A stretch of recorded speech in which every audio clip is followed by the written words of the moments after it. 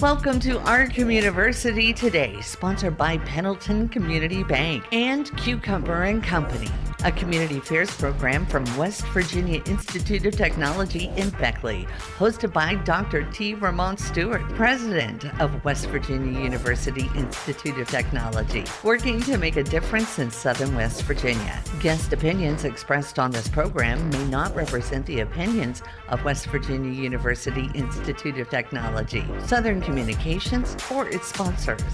And now, with today's program, here's Dr. Stewart. Welcome to Our Communiversity today. I'm Dr. Ramon Stuart, president of WVU Tech here in Beckley, and I'm thankful that you chose to be with us today as we explore Our Communiversity. Again, I believe that the community is the university and the university is the community. So it is my goal weekly to bring in guests that help you get oriented to ways to help us not only do better, but be better as we seek to ask and answer questions like why not us and why not now? And as we go to do that, we're going to have a second part of our interview with the commissioner of the West Virginia Agriculture or the West Virginia Department of Agriculture, Kent Leonhardt, who will continue to talk about his vision for serving Southern West Virginia and our entire state. So right after this break, we'll be back with more Our Communiversity today on News Talk WWNR. Bank with Purpose and Golden Bear Pride at Pendleton Community Bank. Our WVU Tech Affinity debit card does more than make purchases. It makes a difference. Every swipe supports the William Bill Benn Student Success Fund, helping WVU Tech students facing financial hardships stay on track to achieve their dreams. Show your school spirit and help shape the future, one transaction at a time. Visit yourbank.bank to get started today. Pendleton Community Bank, here for students, here for community, here for you. Member FDIC, an equal housing lender.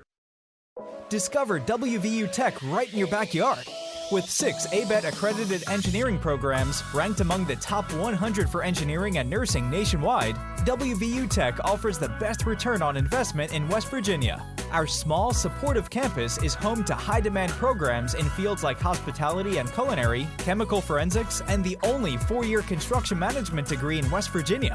Learn more about all the exciting things happening at Tech at wvutech.edu today. If you want a real cool website, I'll tell you what to do. Call them cats at Cucumber and they'll build a site for you. Our people are so friendly and our updates are the fastest. All it's gonna cost $100 plus taxes. These cats build, host, and update for just $100 a month. Oh yeah! Find out how at 304-250-0123 or at cucumberandcompany.com. Welcome back to Our Communiversity today. Again, we're visiting with our Commissioner of Agriculture, Kent Leonhardt, to discuss his role as commissioner with the West Virginia Department of Agriculture. And as we continue our particular interview, just to recap for our listeners, you know, Commissioner Leonhardt is a man with a servant's heart, humble beginnings in New Jersey, moved on to Pennsylvania before going to the Show Me State and attending the University of Missouri, where he studied veterinary science. Through those studies, he found his will to serve and joined the United States Marine Corps, where for more than 2 decades, he served our country, both foreign and domestic. And with that service in mind, he continued on. His family bought a farm and he grew as a farmer. But through that growth, he realized he had so much more service to offer. And he offered his services to become the Commissioner of Agriculture, came up 3 points short, but he realized that a setback is oftentimes a setup. And that's how he became a state senator. And from there, he was able to run again for the State Commission of Agriculture, and he won. And now, in his 3rd term, he is with us to talk about not only where the West Virginia Department of Agriculture is, but more importantly, about his vision for where he wants to take it as Commissioner of Agriculture. And so, as we tune in for this second part, we're going to focus on that vision. Commissioner Leonhardt, you've talked to us, you've given us your background, you know the different things that our listeners know, But let's talk about where the Department of Agriculture is right now. What are some things going on in the Department of Agriculture under your leadership? Well, that's another great question, and I'm so happy to be able to share it with everybody. I want everybody to know that I'm very proud of our team. We are running the Department of Agriculture on a general tax revenue budget similar to 2008. If you take all the programs that have been added since I became commissioner, like our Veterans and Heroes to Agriculture program, Grade A milk has been moved from DHHR to the Department of Agriculture. Any of those things that the Department of Agriculture has taken on and had additional funding, you take that out and our general revenue budget is still similar to 2008. Every time the governor announced a pay raise, we did not get all the funding for all those pay raises, but we found the savings within the department to give everybody the pay raise. So I'm very proud of the lean. Now, folks, I'm running out of fat. I'm about stretched a little bit thin, but we're going to continue to do what the legislature tells us that are mandated to do as the Department of Agriculture and still advance and grow agriculture in the state of West Virginia. Obviously, our flag has a farmer on it. That means there was that in the minor was so important to our state's economy back in 1863. And we had when the state was formed, and we had farmers and miners, and unfortunately, most people lived on a farm back then, and now we're down to around 4% of people living on a farm. But we can still feed people because of the way we do things and the modern technology. But sometimes people forget about that. So we have to continue to promote agriculture. One of the ways we do that is through agritourism. And that program is growing, and we're working very closely with WVU on building agritourism within the state of West Virginia. Where do we want to go from here, though? There's so many improvements that we still can make. We need new agricultural laboratories. We're sitting in an old building, but people don't realize that I've got contracts with the Food and Drug Administration, the Environmental Protection Agency, the U.S. Department of Agriculture, and we do a lot of testing and training and research for those organizations in promoting agriculture and making sure our food supply is safe and affordable for everybody. If people remember the baby food formula crisis a couple of years ago, your Department of Agriculture was the only laboratory that found the link. There's only 3 labs in the nation. We're doing it with great equipment, great people, but we're in dilapidated buildings. I think those people deserve a good building to work in. We started the conversation on needing new labs within the state. We're the only ones without funding. Yeah. Well, and you know, when you look at labs, I want to hone in on that, but I want to go back to something that you talked about, because this is something that I believe in, and we've talked about on the show. You talked about veterans in agriculture in that program. Tell us more about that. Well, we know that our veterans that are coming back, particularly from recent wars, we didn't understand it as much from World War II and Korea. Started seeing the post-traumatic stress issues that came out of Vietnam, and it really came to light in recent years with the wars in Afghanistan and Iraq. We know that agriculture can heal. We know that a lot of these veterans, they don't want to be in a classroom. They don't want to be in an office building. They want to be outdoors. They want to get their hands dirty. They want to watch bees come and go. Honey production in the state of West Virginia is up almost double, and a lot of that is our veteran population doing that.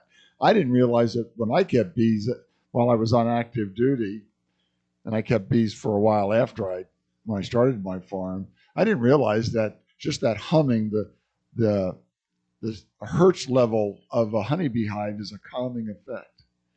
I thought it was watching the bees come and go that was making me laugh and have a good time, because sometimes that bee will come back loading with pollen, hit the landing of the beehive box and fall, or not get up there and struggle to get back into the hive. I didn't realize it, but it was actually that hum that's inside that hive that we can't necessarily hear. That was a calming effect. And we've got proof from veterans that may have done harm to themselves that did not because of our program. We've saved lives. And that's so meaningful and so powerful, just to think just the a simple creature like a bee, and the hum of the bee could help with post-traumatic stress syndrome and different things. And so thank you for that program. You also talked about only about 4% of West Virginians live on farms now. Tell me more about the state of farming in West Virginia. How many farms do we have approximately? What are our main crops, or what are our main produce? Tell me more about the state of farms. Well, the farms in West Virginia, we're at about 22 to 23,000 farms right now. It fluctuates up and down. The last census had us up 100 new farms, but that's going to change. And then we have the construction and development. Some of these developments that our economic development office has pushed farmers out because data centers, Nucor, they all wanted flat farmland. Well, you want the business, you want things, so we had to give up some farmland. Not Kent Leonhardt's choice, but that was the will of the legislature and the governor. So that's what we're doing. But we're also trying to take our reduced resource in farmland and maximize what we do there. We've taken those things that we call high tunnels to grow more vegetables. We've extended the growing season. We've gotten new technologies, rotational grazing, learning how to use multiple different types of ruminants on the same property. When I ran my farm, I started with cattle, but then I added sheep and goats, and I found out that I could raise more meat per acre, rotating 3 different species through. And I also was able to use less worming medication because each species couldn't be affected by the others, but they cleaned up the worms on it. So I learned how to save money that way, and I learned how to increase pounds per acre of meat production. And we've also increased the local slaughter. To me, having worked with terrorist problems throughout my military career, I know that the closer that we keep our food where it's grown to where it's consumed, the safer it's going to be. Whether it's by accident, we all remember the cantaloupe that were infected out of Colorado. That was cantaloupe being put into a truck that hadn't been properly cleaned. Every time food changes hands, we take the chance of risk of contamination. Then you see the recalls in the grocery stores all the time. Think about it. That could be something done nefarious too that can affect the food supply chain. And we saw COVID disrupt. People couldn't get on the road with trucks. They couldn't drive because they were ill. And we saw that disruption. The food shortages we saw were not from the food not being grown and being there. It was the distribution system. 30% of West Virginians eat their food at institutions, restaurants, schools. And when all those shut down, there was a rush to the grocery store. But the food, 30% of the food was packaged for those institutions in bulk, not packaged in the smaller size that you buy for your family at the grocery store. And that's what made the rush. That's why it was a supply chain thing. So what we have to do is figure out more ways to reduce that distance from where food is grown and to where it's consumed. That's why we've concentrated on improving the farmers markets regulations. We've almost tripled the numbers of farmers markets. People will say, well, I don't go to them because they're more expensive.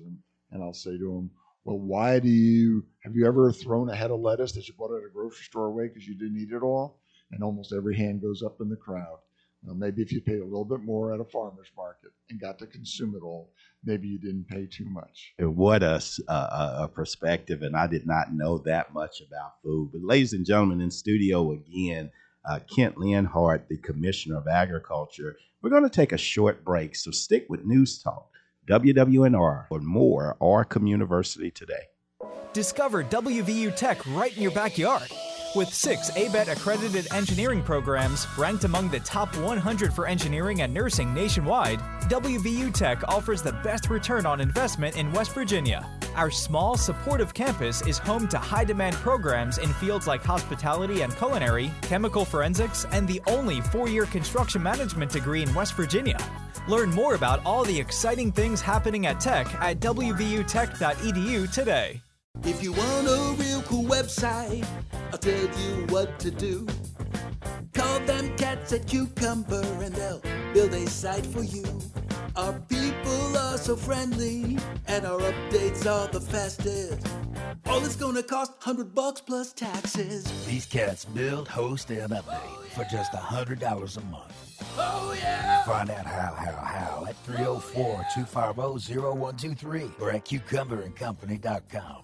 Bank with purpose and Golden Bear pride. At Pendleton Community Bank, our WVU Tech Affinity debit card does more than make purchases. It makes a difference. Every swipe supports the William Bill Benn Student Success Fund, helping WVU Tech students facing financial hardships stay on track to achieve their dreams. Show your school spirit and help shape the future, one transaction at a time. Visit yourbank.bank to get started today. Pendleton Community Bank, here for students, here for community, here for you. Member FDIC, an equal housing lender. Welcome back to Our Communiversity today. In studio again is Kent Leonhardt, who is our Commissioner of Agriculture. Now, Commissioner Leonhardt, before break, you started to talk about the state of farms in West Virginia right now, but also you mentioned something that I want to hone in on. You talked about the need for laboratory space. Tell us more about the laboratory space and building facilities that you need. Well, we have so many different opportunities and with our laboratories, but we are out of room. We are part of the Food Emergency Response Network with the U.S. Department of Agriculture, but we lost a contract because we didn't have room to expand and grow. And we know with the movement out of D.C. of the U.S. Department of Ag and other things that we're going to have more and more opportunities. Had we already had the lab space available, we'd be able to capitalize on that. And I want people to understand that a chemist or a microbiologist getting out of college has trouble getting a job in private industry. But they come work for the Department of Agriculture for 2 or 3 years.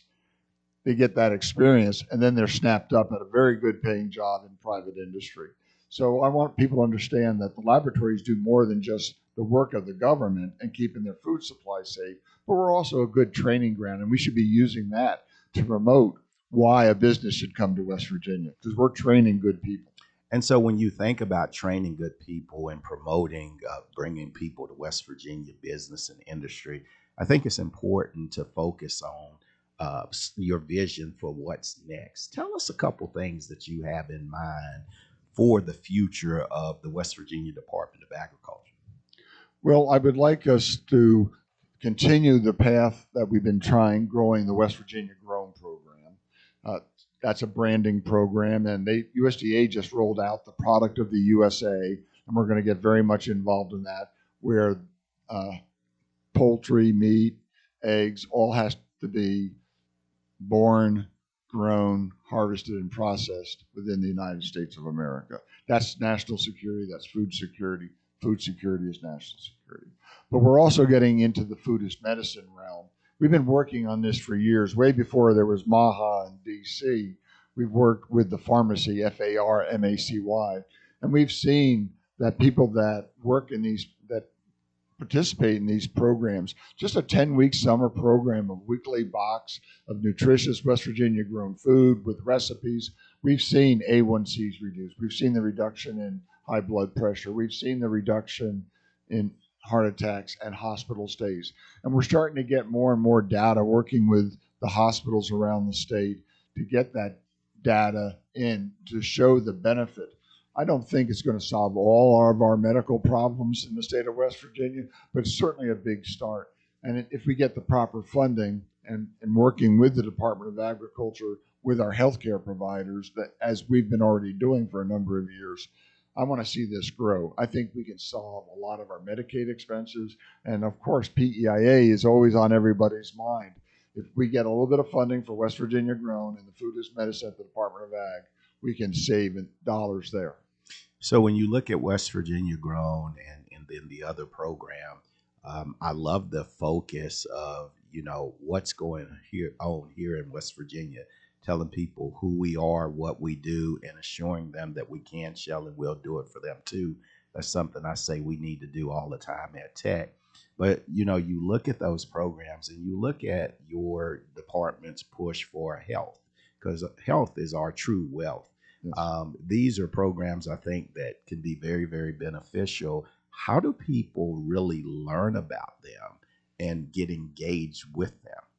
Well, the easiest thing to start with is to go to the Department of Agriculture's website, sign up for our market bulletin. It's a free publication. We're legislatively mandated to put it out, but it talks a lot about what the Department of Agriculture is doing. And then we have ads for different things related to agriculture as well. That's number one. Number two, talk, like I said earlier, to the extension agencies. They can have a wealth of knowledge. And number three, we have planning coordinators out there that are connecting farmers with markets. We need to continue to grow the fresh food market and develop the food processing. I also look at manufacturing is great. Those are good paying jobs, and we're seeing all these announcements there. But sometimes they can be iffy with the economy and recession. Food processing, everybody has to eat, is more recession resistant than standard manufacturing. Yeah. And I think really looking at that, and I think we take for granted sometimes how important food is to us. But if we didn't have it, I think all of us would know in a heartbeat.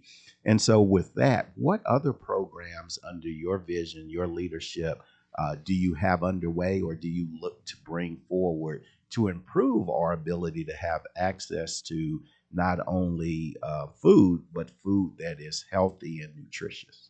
Well, like I said, I mentioned I have planning coordinators out in the field. I could use a few more funding for a few more, and we would do that if we got funded in the West Virginia Grown program.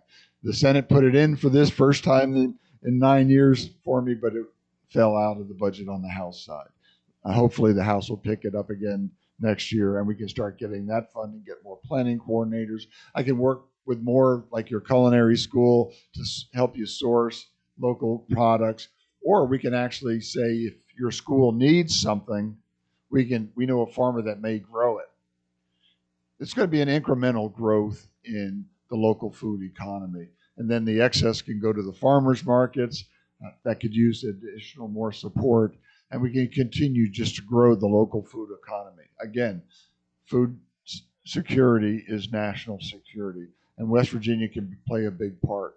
We are also seeing things like we brought in Mountaintop Beverage up in the Morgantown area that does the aseptic processing, not only of dairy products, but of many of the popular drinks that people drink, like cold brew teas and things of that nature that are shelf stable. That's a manufacturing, but it's in the food industry. And we can take that experience and lesson learned, and they're doing so well, they're getting ready to expand. We can bring that to many other items here in the state of West Virginia. We've got dairy processing. Meat processing is up 27% in the last 7 years. So we're doing really well in many of those areas. Yeah. And you mentioned our culinary program here at Tech, and many people do not realize that not only do we have a state-of-the-art multi-million-dollar kitchen that the culinarians train on, but we also put culinarians out throughout the state of West Virginia cooking up something good in the kitchen. But you talked about sourcing and everything. What is your vision, or what are your thoughts on farm to table type restaurants in West Virginia and the potential benefit that they bring? Well, that's a tremendous asset that we have. And we do have a Fresh Food Act in the state of West Virginia where all state institutions are supposed to do 5% locally grown products in the meals that they serve. Some institutions are making it, some aren't making it, but we're here not to hammer anybody for not meeting it, but help them to achieve that goal. And then once we hit the 5%, then I'd like to see it go to 10% and continue on as we move along.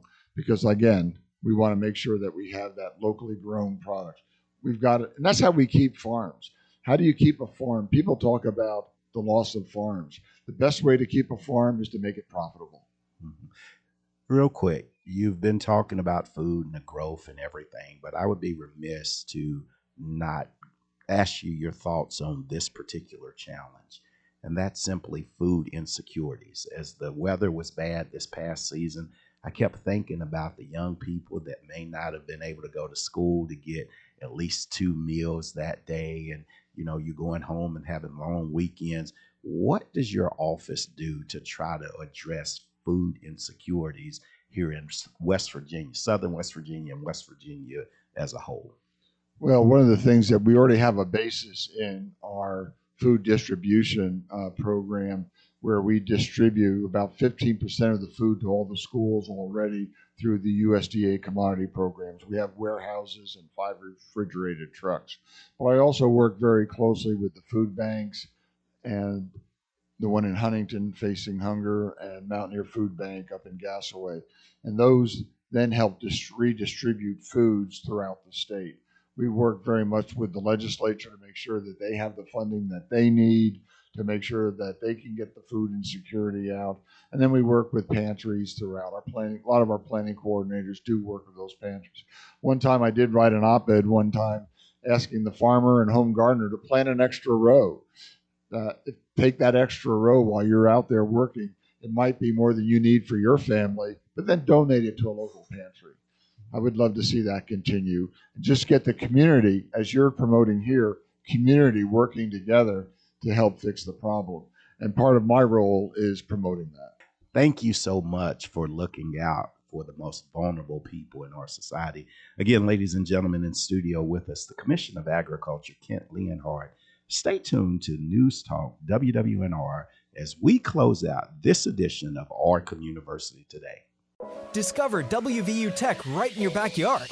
With 6 ABET accredited engineering programs ranked among the top 100 for engineering and nursing nationwide, WVU Tech offers the best return on investment in West Virginia. Our small, supportive campus is home to high-demand programs in fields like hospitality and culinary, chemical forensics, and the only 4-year construction management degree in West Virginia.